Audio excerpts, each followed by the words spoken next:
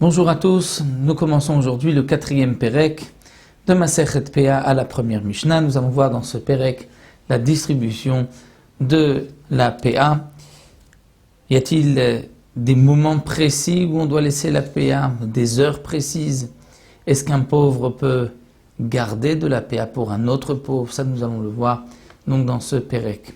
La Mishnah nous enseigne la Péa nitenet bimchoubar la karka. La Péa doit être laissée bimchoubar la karka, la récolte lorsqu'elle est encore rattachée au sol.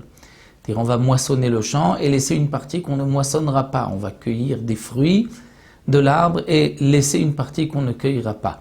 On ne va pas tout couper et ensuite laisser aux pauvres. On laisse une partie qu'on ne coupera pas et qu'on laissera aux pauvres. C'est ce que la Mishnah vient nous dire. Bimchoubar la karka, ce sont les pauvres eux-mêmes qui viendront et qui cueilleront, qui couperont ce qu'il reste.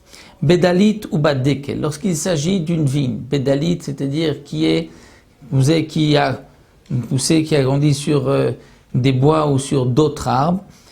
Et donc, il faut monter, il faut une échelle. L'accès n'est pas facile. Ou bien badekel, lorsqu'il s'agit de dattes que l'on doit prendre dessus du palmier. Alors, Baalabait mori de mechalek l'anim, le propriétaire va aller à la rencontre des pauvres, il va les aider, il va descendre les fruits et il les laissera, mechalek il les laissera, il les partagera aux pauvres, étant donné qu'ici il y a un danger, donc il se doit de faire descendre les fruits de l'arbre pour les distribuer. Rabbi Shimon rajoute et nous dit, Av bechalike egozim, même pour des noix, c'est-à-dire que si on a des noix sur un noyer, il faut aussi les descendre.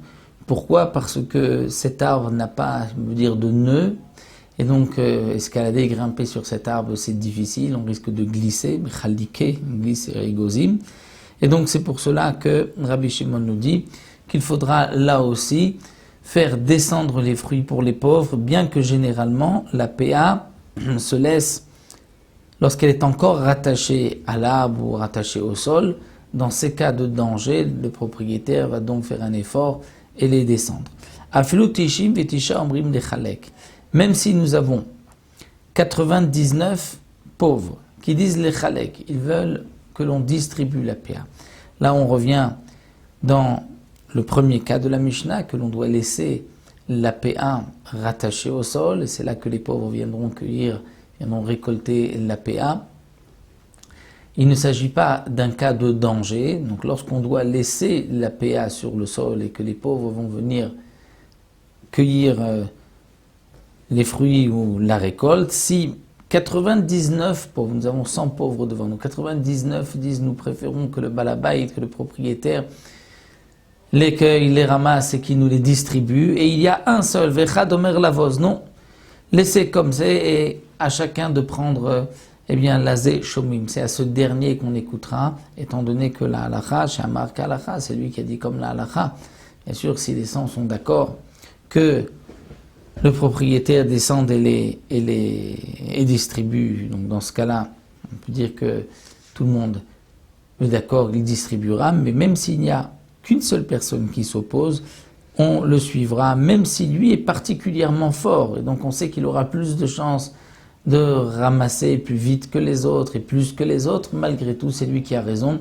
Donc dans ce cas-là, on laissera les fruits, on laissera la récolte rattachée au sol et c'est aux pauvres de venir les cueillir. Donc le premier digne de la Mishnah, nous avons appris que la Péa est laissée. Normalement, s'il n'y a pas de danger, on ne coupera pas, on laissera et ce sont les pauvres qui viendront couper la récolte et les fruits qu'ils prendront. Donc voici pour cette première Mishnah. Nous verrons dans la deuxième Mishnah, on continuera dans les cas de danger, où là c'est le propriétaire qui doit descendre la récolte. Ça nous laisserons dans la deuxième Mishnah, Bezrat Hashem.